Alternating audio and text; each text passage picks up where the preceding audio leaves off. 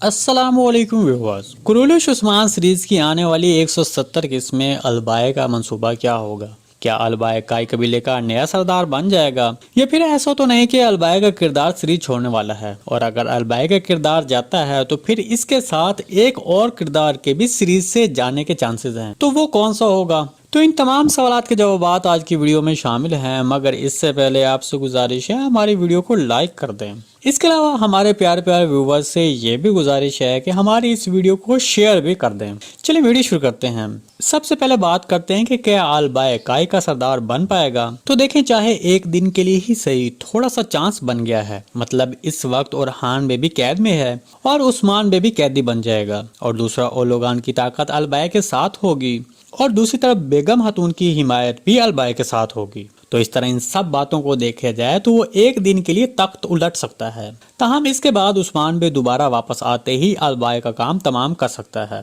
देखें, अभी अभी सीरीज में अलबाए और बेगम मतून की मुफाद के तहत ही सही एक लव स्टोरी तो शुरू हो चुकी है। क्योंकि बेगम मतून का किरदार भी अलबाए के किरदार की तरह ही है, इसलिए इन दोनों किरदारों को एक साथ ही सीरीज से बाहर किया जा सकता है।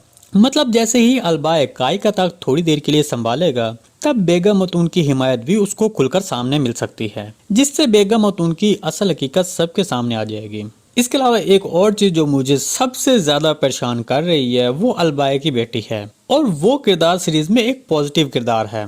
ताहम जिसकी वजह से मुझे लगता है कि अलबाए के 20 से 30% बचने के चांसेस हैं, और उसके उस्मान बे की सफ में शामिल होने के भी चांसेस हैं, जिसके बाद वो ओलोगान के खात्मे का बायस बन सकता है।